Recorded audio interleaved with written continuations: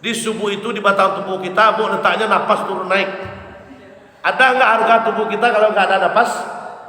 Secantik apapun kita kalau nggak ada napas, nggak ada gunanya kan? Mau nggak Ibu napas itu diganti dengan Fortuner? Nggak mau? Nggak mau? Sekarang banyak orang yang mengganti itu, Bu.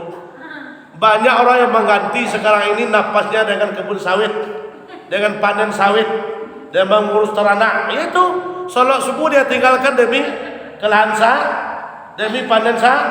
Itu namanya dia ganti napasnya dengan tandan sawit. Ya, bergabung. Nih kalau biasanya mungkin kita agak sering juga meninggalkan subuh, jangan.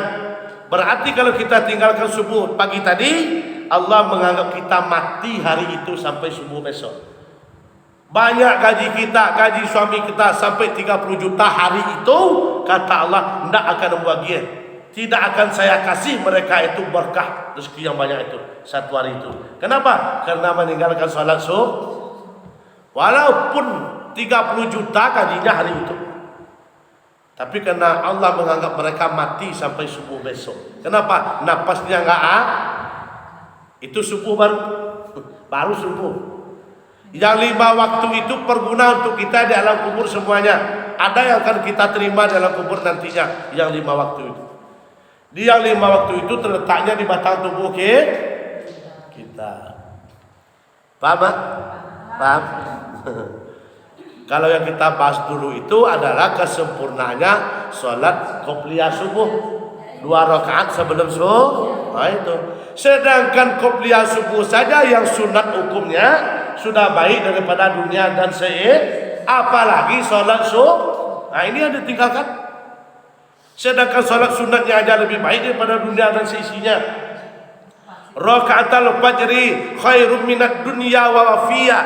2 rakaat sebelum subuh kata Nabi lebih baik daripada dunia dan seisinya. Contohnya, Bu, kita di Terenggi ada mempunyai kekayaan contohnya 10 miliar satu orang kita. Berarti kan belum sebanding juga dengan dunia kan? Belum. Ini sedunia ini. Harga kekayaan dunia ini dibandingkan dengan sholat 2 rakaat sebelum subuh masih baik 2 rakaat sebelum subuh. Apalagi subuhnya. Maka perjalanan Isra Mi'raj itu ada pemandangan 17, 2 yang baik, 15 yang buruk, termasuk 2 yang baik itu ini adalah sholat subuh 2 rakaat. Nih, jangan tinggalkan lagi. Kalau biasanya mungkin agak bolong-bolong juga subuh kita karena dingin, karena ketiduran. Ya, orang sekarang ini agak pening juga kita menengoknya, Bu. Apalagi kami laki-laki. Kalau ditengok, masya Allah, tandan sawit itu 60 kilo, 70 kilo, bisa dia ngangkat sendiri itu, Bu.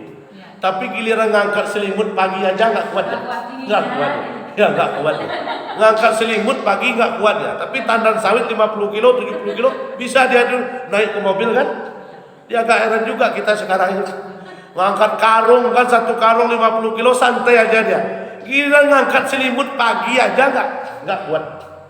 Berat kan. Nah, paham? Apa tadi sholat subuh? Apa tadi sholat subuh? Napas turun penting nggak napas bagi kita? Penting.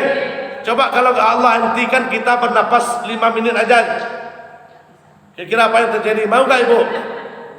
Kalau Allah itu hentikan kita itu bernapas 5 menit aja. Udah nangis semua kan?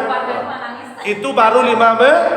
Ini sehari semalam kita memakai napas, Bu. Dari bangun pagi tadi sampai lagi tidur, sampai tidur pun memakai napas dari Allah. Sementara cuma subuh 2 rakaat kita kerjakan, sudah terbalas pemberian Allah untuk hari ini. Tapi jangan subuh aja, suhur gitu juga. Ya. Ini mentang-mentang beragam subuh aja lah. Gitu. Enggak itu maksudnya. Ini dari yang 5 itu bukan semuanya, semua sholat itu adalah hukumnya baik semuanya, tetapi yang paling mulia adalah sholat subuh. Makanya dia napas. Dia 5 waktu itu di tubuh kita. Maka apabila orang tidak sholat sama dengan Ibu. Ini tadi Ibu membeli, yang dibeli kalengnya apa airnya? Dibeli apa? Kaleng apa airnya? Semuanya, Pak. semuanya. Kalau tadi kan tahu-tahu contohnya ketemu sama ibu di jalan yang sudah kosong, mau beli enggak? Enggak kan? Berarti yang dibeli apa? Isinya. Walaupun kalengnya ini enggak ada lecet sedikit pun, enggak ada cacat sedikit pun, ketemu di jalan, jangankan beli, bawa aja enggak mau kita. Ya. Berarti yang berharga adalah airnya. Begitulah manusia, Bu.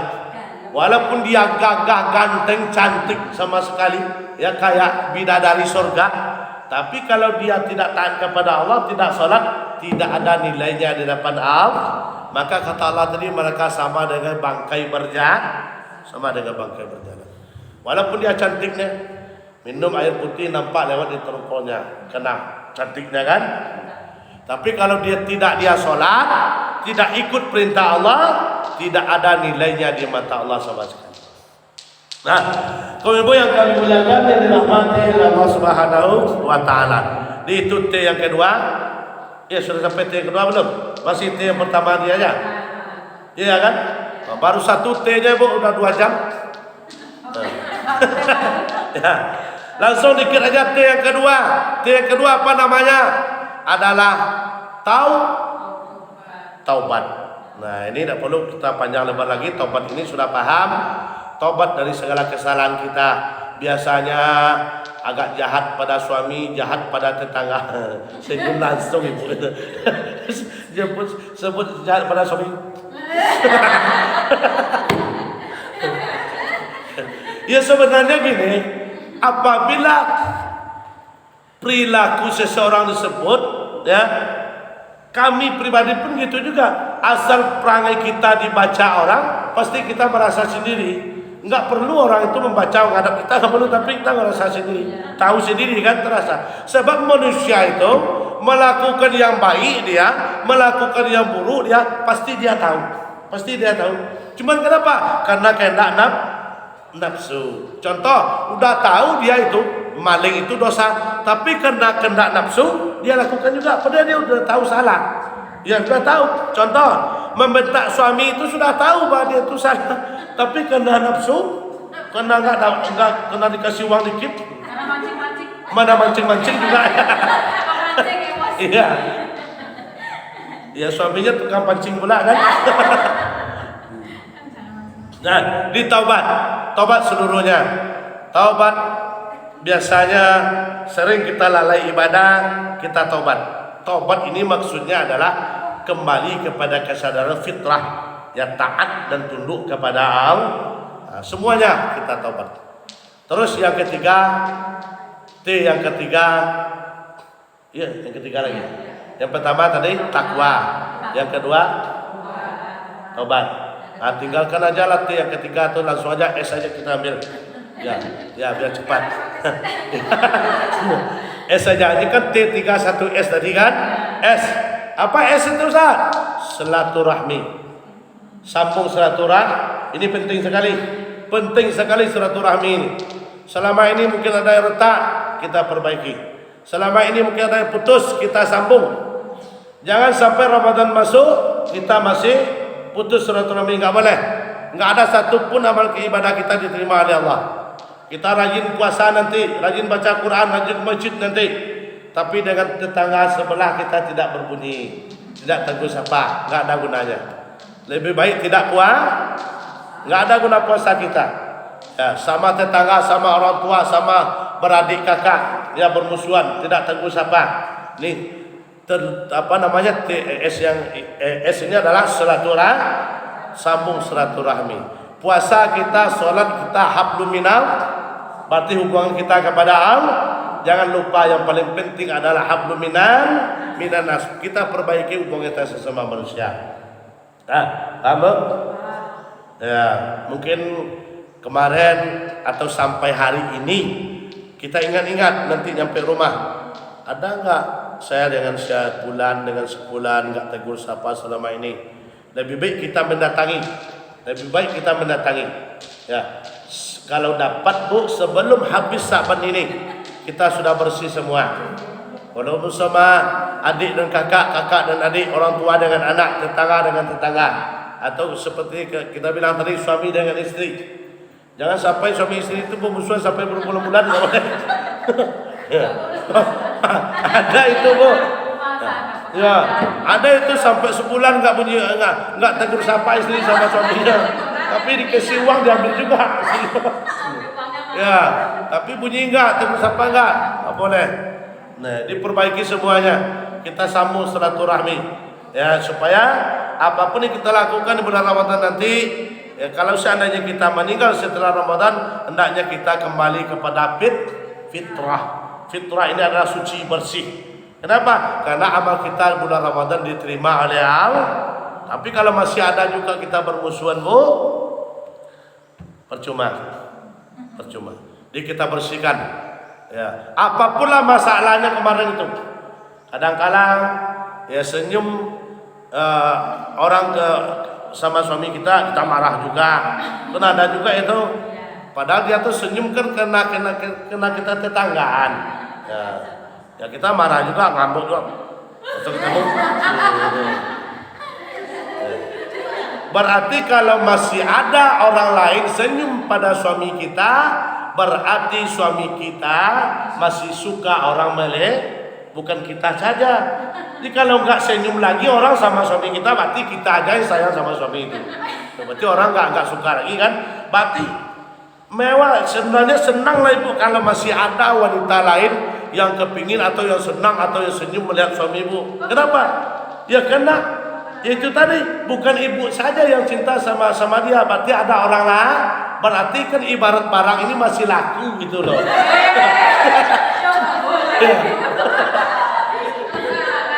Ya. Pak, ya silakan.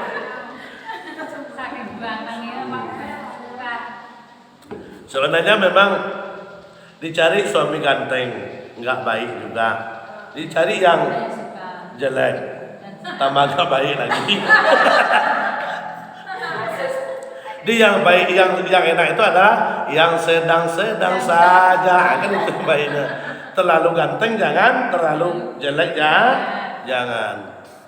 Tapi nggak apa-apa juga Bu, walaupun dia agak ganteng, yang penting uang lah.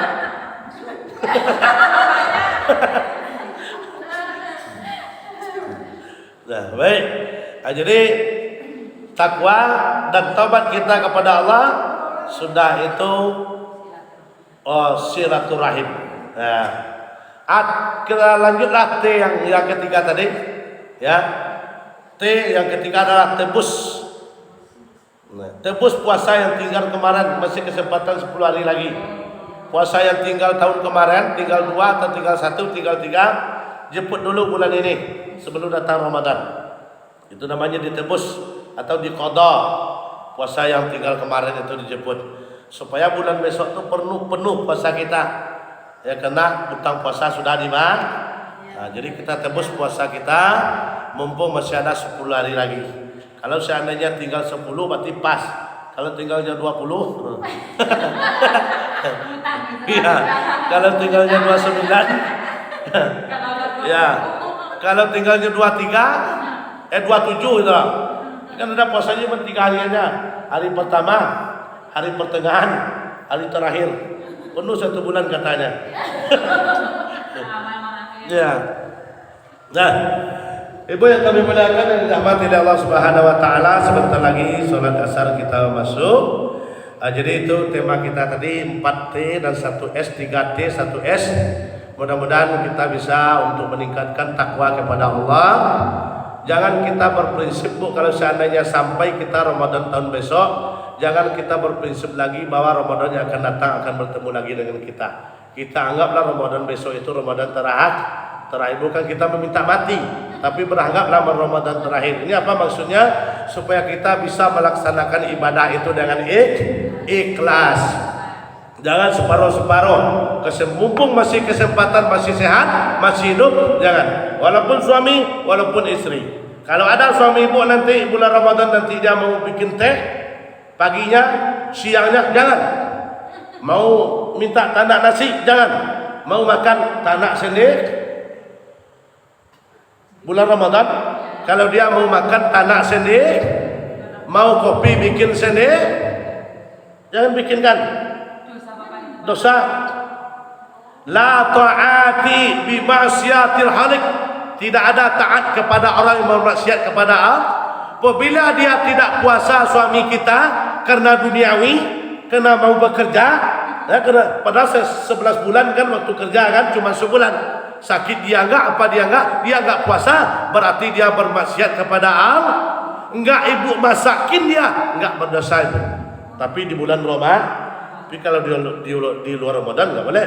Kalau ada orang lain misalkan enggak puasa datang terus kita ambilin minum misalkan gitu loh Pak, karena enggak puasa. Enggak boleh. Enggak boleh. Kalau kita nolak enggak bisa itu. Enggak boleh. Siapapun ya kalau dia tuh sudah balik terkecuali kalau anak-anak itu boleh.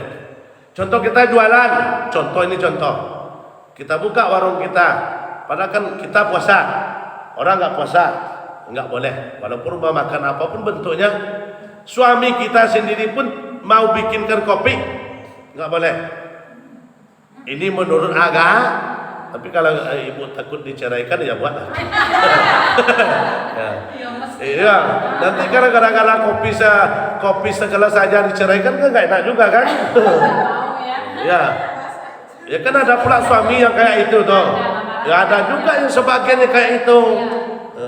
Padahal udah jelas bulan Ramadan kan, istrinya udah jelas puasa, dia nggak puasa, dia siksa lagi istrinya. Ada itu. Nah, ini peninggalan Firaun ini, Mak. Kalau ada suami yang kayak itu yang mengasap istri itu, padahal kan dalam rumah tangga itu dia kan, kalau nggak puasa istrinya dia yang nyuruh, nggak sholat istrinya dia yang nyuruh. Ini istrinya puasa, dia suruh lagi masak. Dosa besar dia, 2 kali dosa suami yang kayak ini. Jadi kalau ibu nggak bikinkan walaupun dia marah, ya nggak dosa ibu. Kecuali di bulan lain itu memang ini dalilnya jelas Bu, la ta'ati bi masyiatil halik. Tidak boleh taat kepada orang yang bermaksiat kepada Allah. Dia sudah dewasa itu Bu, udah punya anak itu udah dewasa itu. Kecuali kalau kayak ini ya belum itu anak-anak itu. Ini enggak, jenggot udah putih kan. Ya, cucu aja sudah satu mobil, katanya belajar juga. Itu ada lagi, ada suami ibu besok yang cuman dia puasa aja enggak sholat, enggak perlu dia puasa, enggak ada gunanya. Dia puasa tapi enggak sholat. Kenapa abang enggak sholat bang? Ini belajar deh, puasa belajar. Masa udah, ya, udah tua belajar juga katanya puasa kan? Kalau anak SD wajar belajar puasa tetapi belum sholat, karena dia masih SD boleh. Ini enggak. Orang sudah panggil kakek sama dia, katanya belajar juga. Enggak boleh, enggak ada gunanya. Kalau dia puasa enggak sholat enggak ada gunanya. Lebih baik makan dari pagi sampai sore. Enggak ada gunanya. Cuma tarawih aja kan? Puasa enggak, sholat 5 waktu enggak, tarawih dikejar, masya Allah. Yang wajib ditinggalkan, yang sunat dikejar kan enggak ada itu. Percuma aja itu. Itu sama dengan itu pamer. Sholatnya sunat tapi pamer. Kenapa? Karena sholat tarawih itu kan banyak orang kan. Oh ini ya udah tobat ini. Jadi nggak boleh. Dia percuma. Nanti dia puasa tapi nggak sholat, dia ngamuk-ngamuk pula kan. Nggak usah. Makan aja bang, makan aja. Ya kalau dia nggak sholat, percuma. Kita repot-repot menyiapkan untuk bukanya kan, tapi hasil nggak ada untuk dia, untuk kita pun nggak ada. Kita ngasih orang yang buka itu Bu, 1 teguk air aja, itu palanya sangat besar sekali. Walaupun itu suami, walaupun itu anak. Tapi orangnya yang sholat 5 waktu, itu orangnya bukan puasa aja 1. Tapi kalau cuma dia puasa aja, untuk dia aja nggak ada palanya, apalagi untuk kita. Paham Bu? Tapi yang umur 10 tahun atau itu boleh. Kalau anak, kalau masih umur di bawah 15 itu kalau untuk sekarang ini kan masih labil juga, apalagi situasi sekarang kan belum puasa ya, tapi kan kita wajib juga mengingatkan. Puasa Pak, sama kita nyuruh sholat tuh sampai kita tuh marah misalkan kan terus kita lebih baik sholat daripada puasa kan, itu gimana Pak pilihannya? Memang kalau pilihannya sebenarnya kan memang lebih baik puasa daripada sholat daripada puasa. Tapi mumpung kena bulan Ramadan, kedua-duanya baik. Ya gitu. Nah. Tapi kita tuh marah-marah itu dosa kok enggak pas puasa itu loh. Ya, Kan kita masa anak. ya tujuannya untuk baik untuk anak nggak apa-apa. Hah? Untuk kebaikan anak. Kebaikan untuk anak nggak apa-apa. Mau sholat, Iya, dalam nggak sholat. apa-apa. Kan kadang lemas, pas Ah, nggak sholat, apa-apa. Iya, nggak boleh itu sama tetangga. Oh iya. Iya. Jadi kalau kita untuk marah sama anak tujuannya untuk mendidik, mengajak itu nggak apa-apa. Umurnya 20 tahun. Itu nggak Oh bisa. itu sudah itu sudah nggak anak-anak lagi tuh. Itu sudah pak anak tuh, udah mah. Ya. Hah? Masih anak. Mak anak memang tapi anak-anak enggak. Anak betul itu. Betul. Tapi sebenarnya kalau sudah umur 20 tahun itu bukan remaja lagi tapi sudah dewasa. Walaupun dia belum mau, dia yang kita selaku orang tua akan mengajak dan mengingatkan wajib. Marah kita sama dia enggak apa-apa. Tahu itu tadi syaratnya makan doang. Puasa. Puasa rajin. Masya Allah. Ini besok jangan lagi. Nah.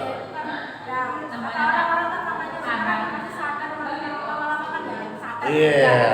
Pelan-pelan setirnya. Nah, ya nggak apa-apa juga kalau yang anak-anak dia masih anak atau masih remaja, itu yang namanya masih konteks latihan kan.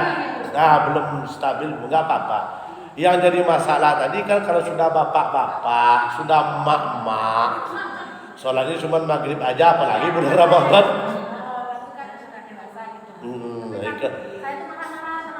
Nggak apa-apa, masih baik ibu masih mau cerewet sama anak. Kalau anak sekarang, sedangkan sudah cerewet, maknya nggak juga jadi orang, apalagi nggak cerewet, nggak apa-apa.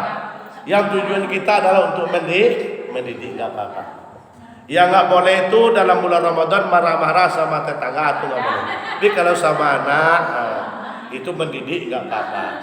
Sama suami kalau karena dia nggak puasa nggak sholat itu nggak apa-apa. Tapi dia puasa dia sholat kita marah nggak boleh juga kalau sama suami.